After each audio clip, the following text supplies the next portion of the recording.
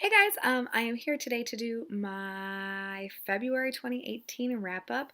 I accidentally left the window open, so hopefully no one walks past. That would be very uncomfortable.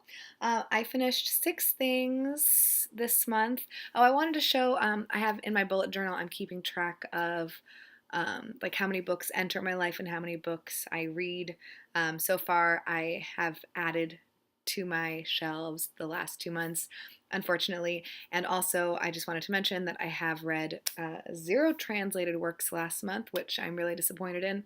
I'm going to try to fix that, not this month because it's March Mystery Madness, but within the next few months, I'm going to try to read a majority or hopefully only translated works. But, anyways, that's not what we're here for today. I have one, two, three, four, five, six. And yeah, they're kind of all over the place. So I'm going to start with Her Body and Other Parties by Carmen Maria Machado. I absolutely adored this. I don't remember what I rated any of these things, by the way. I'm going to assume like 4.5 stars for this, but I don't quite remember. I thought this was absolutely wonderful. I just watched Vanessa from Split Reads talk about how she DNF'd this. So makes it kind of sad. I feel like this is a particular kind of book for a particular kind of person.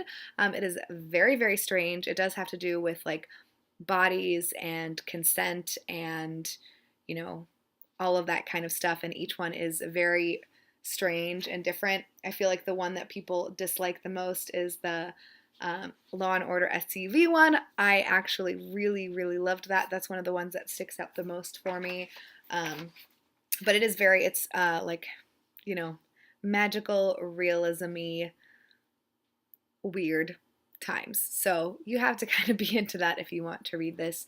I'm not going to go in depth into like any of the stories or anything, but oh, sorry, the cats are doing something. Classic. Yes, I really loved that. The next thing that I read is The Misadventures of Awkward Black Girl by Issa Rae, and this was one of the Noir Reads books I maybe not last month, February, but maybe like January's picks. I'm not sure. I absolutely loved this so much. I had heard of the name Issa Rae before, but haven't really consumed any of her media specifically. I was a little nervous because this is the same kind of book that the Jenny Lawson book is, where it's like a memoir. It's, different stories from her life, kind of explaining like funny anecdotes. I say funny, but like, showing you who she is through various events that have happened in her life. And the Jenny Lawson one I just thought was like way overdone and like kind of trying to shovel the humor down your throat. This one, I'm pleased to say, was really, really good and actually funny, and she wasn't trying too hard. She was just being completely honest and open. There was a lot of things about this that I like resonated a lot with me. She's a couple of years older than me, so there's like time-wise, we grew up kind of in the same like cultural, not cultural, but how things change. The kids these days don't know what it was like back in the days when you had AOL and AIM Messenger type things. So I thought that was really nice, relating to her on that level. Also, there's a whole chapter about her dad. I think it's called African Dad. It kind of made me cry a little bit. Again, my father passed away last year, and I feel like we had a very specific type of relationship. So when I can see that kind of mirrored in other people's experiences, it makes me cry a little bit. When I watch Gilmore Girls, I cry because it's kind of, I don't want to, it's hard to explain, but basically I could see a lot of things in their relationship that kind of mirrored me and my father's relationship, even though specific situations didn't happen that were the same. You guys don't care about any of this. Basically, it was really funny, and I enjoyed this a lot. I thought it was a really quick, fun read. It did kind of stunt my reading for the rest of the month, though, because this was so funny and really compelling that nothing else kind of like lived up to it, if that makes sense. I'm sure it does. And the next thing that I finished, I think also I started in January, but that's The Best American. Ah, man, a cat threw up. I can smell it. Ugh. I'll just finish really fast. So this is The Best American Non-Required Reading from 2009, edited by Dave Eggers. This is fantastic. I'm going to start doing like little mini clips of these anthologies that I read so that I can give you guys more information other than, I don't even know what to tell you other than this has fiction, nonfiction, like cartoon type things. It touches on like really heavy topics, and it's just fantastic, and I think a really great way to learn about new authors. The next one, dead. So I was really looking forward to reading this, My Friend Dahmer by Durf, mostly because I do have like, a fascination with serial killers. I feel like that's a pretty common thing. And the commercials, yeah, the trailers for the movie looked so good, and I just think this is so interesting, like, someone's perspective of knowing Dahmer in high school and like what he was like.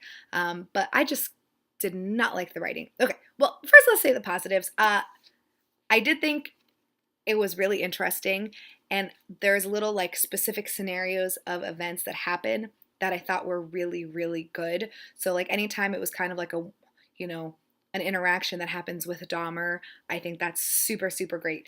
And the art is really good. It's like, it's black and white, but let me see if I can find like a good, I feel like this back page kind of describes it well. Like he does really good things with lighting, I guess, because it is black and white. You kind of have to.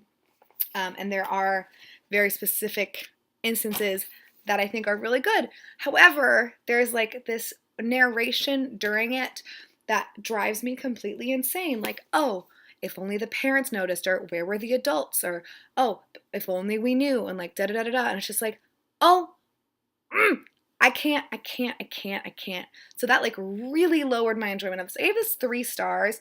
My feeling looking back on it, it's more of like a 2-star, but I do feel like those actual like character bits where you're seeing a specific thing that happened where it was so good that like, I don't want to discredit this book because it does have a lot of interesting things.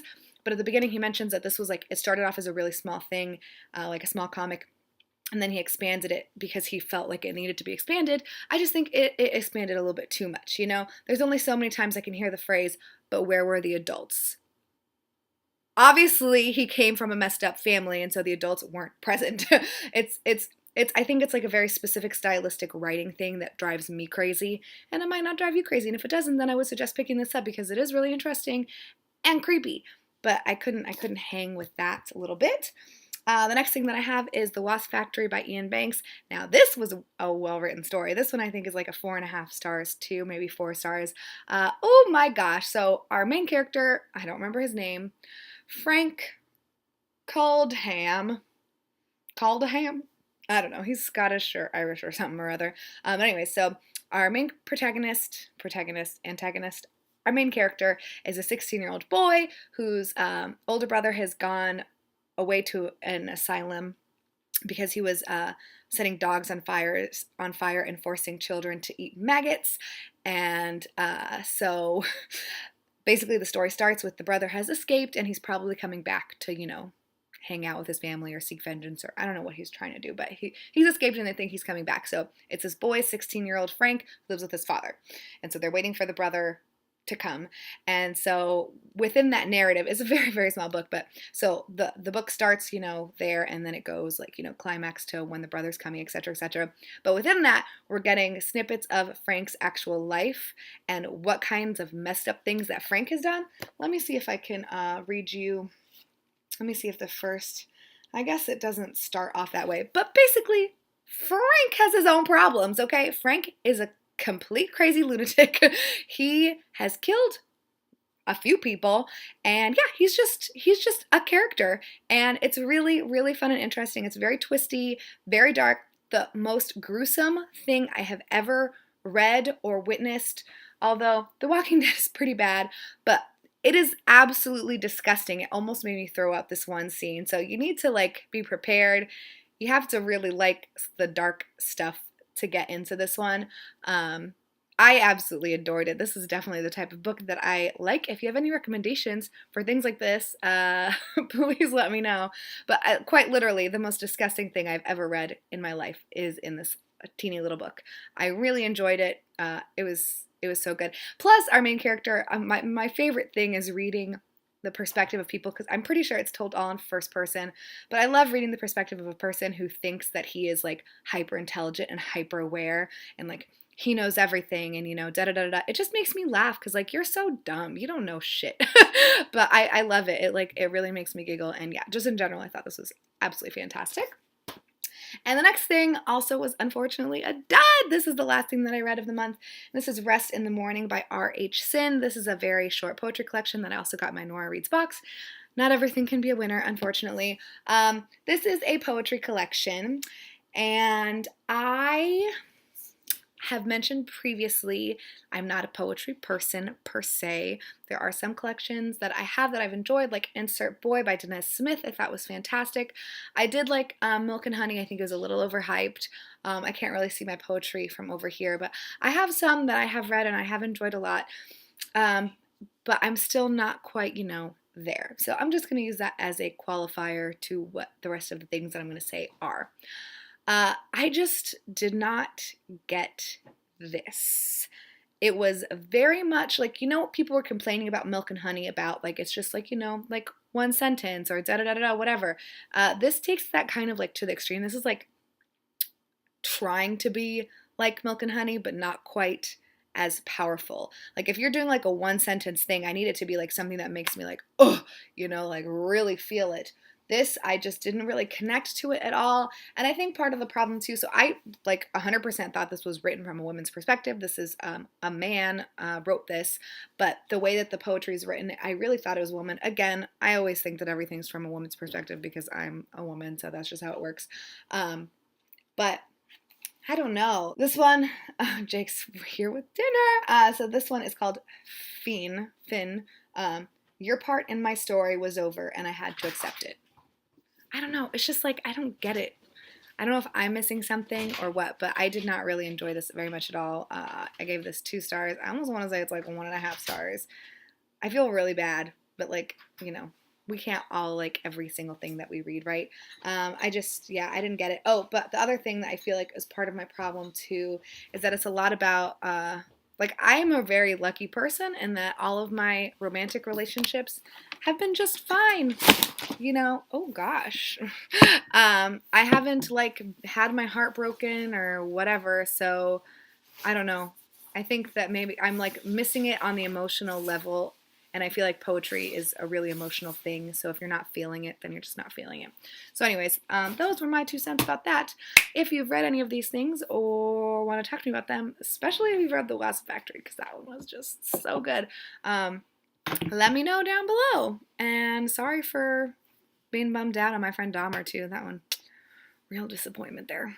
Anyways, I hope everyone is having a good night. I'll talk to you later.